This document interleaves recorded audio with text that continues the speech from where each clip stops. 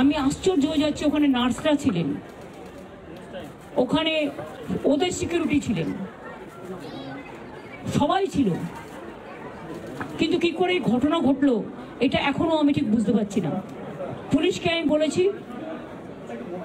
বাবা মাও যেটা আমাকে বলেছেন যে ওদের ভেতরেই কেউ আছে, যদি ভেতরে কেউ থাকে, কারো প্রতি সন্দেহ হয়, যারা ছিল, যারা ওর বন্ধু বান্ধব, তাদেরকে সবাইকে ডেকে কথা বলবে এবং যিনি ফোন করেছিলেন প্রথম বাড়িতে তাকেও ডেকে কথা বলবে। আজকে প্রিন্সিপাল নিজের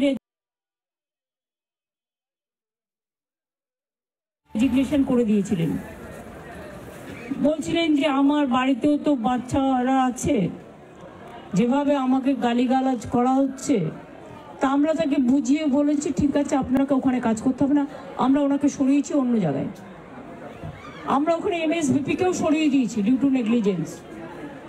আমরা হাসপাতাল থেকে হেড অফ দ্য ডিপার্টমেন্ট, যে চেস ডিপার্টমেন্ট, তাকেও সরিয়ে দিয়েছি এবং পুলিশ পোস্টে যে এসিপি ছিলেন তাকেও সরিয়ে দিয়েছি। সবাইকেই সরানো হয়েছে এবং ডগ স্কোয়াড থেকে শুরু করে, ভিডিও থেকে শুরু করে, ফরেন্সিক ডিপার্টমেন্ট থেকে শুরু করে সবাইকেই ইনভলভ করা হয়েছে যাতে খুনি গ্রেপ্তার হয় এবং দোষীরা শাস্তি পায়। এবং আমি চাই পুলিশ যত তাড়াতাড়ি সম্ভব দোষীদের গ্রেপ্তার করবে। আর রবিবার পর্যন্ত যদি তারা কুল কিনারা করতে না পারেন, কারণ ভেতরেও তো অনেকে আছে, তাহলে এই কেসটা আমরা আমাদের হাতে রাখবো না, আমরা সিবিআইকে দিয়ে দেবো। তার কারণ হচ্ছে আমার এতে কোনো পাওয়ার লেনা দেনা কিছু নেই, আমি প্রথম দিন থেকেই বলছি। কিন্তু ওদের সাকসেস রেট খুব কম। তাপসী মালিককে যখন খুন করে হত্যা করা হয়, ধর্ষণ করে, আজ পর্যন্ত বিচার হয়নি। সিঙ্গুরে এটা হয়েছিল, নন্দীগ্রামে যখন 14 জন গুলিতে মারা যায় বা 10 জন হারিয়ে যায়, আজও তারা ফিরে আসেনি। এই কেসগুলো সব সিবিআইয়ের হাতে ছিল, রিজার্ভের কেসও ছিল, একটা কেসেরও বিচার হয়নি।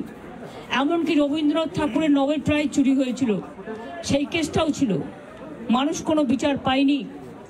কিন্তু তবু মানুষের স্যাটিসফ্যাকশনের জন্য যদি কেউ ভাবতে পারে যে পুলিশ ঠিক মতো করতে পারছে না, যদিও Calcutta police is the best police in the world, তাদের তদন্তের যে সিস্টেমটা এবং সবচেয়ে ভালো অফিসারকে লাগানো হয়েছে সমস্ত কিছু দিয়ে।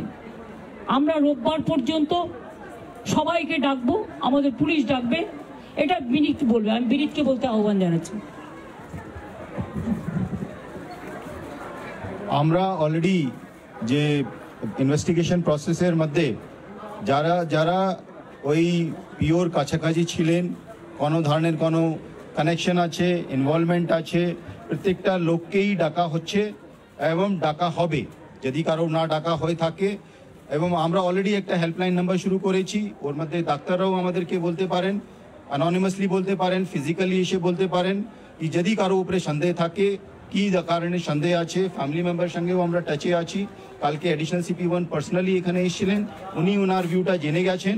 আমিও আজকে এসেছি, ম্যাডাম এখানে এসেছেন, আমরা ওনার ভিউটা জেনে গেছি এবং ওদের সঙ্গে আমরা কন্টিনিউয়াসলি যোগাযোগে থাকবো এবং প্রোগ্রেস অফ ইনভেস্টিগেশন নিশ্চয়ই ওদের সঙ্গে শেয়ার করব। এবং আমরা নিশ্চিত কি আগামী 4-5 দিনের মধ্যে যদি আরও কেউ থাকে, আমরা নিশ্চয়ই ওদের সবাইকে আমরা নিশ্চয়ই অ্যারেস্ট করতে পারবো। আর যদি তা সত্ত্বেও যদি ফ্যামিলি স্যাটিসফ্যাকশন না থাকে, ম্যাডাম যা বলেছেন সেটা হবে।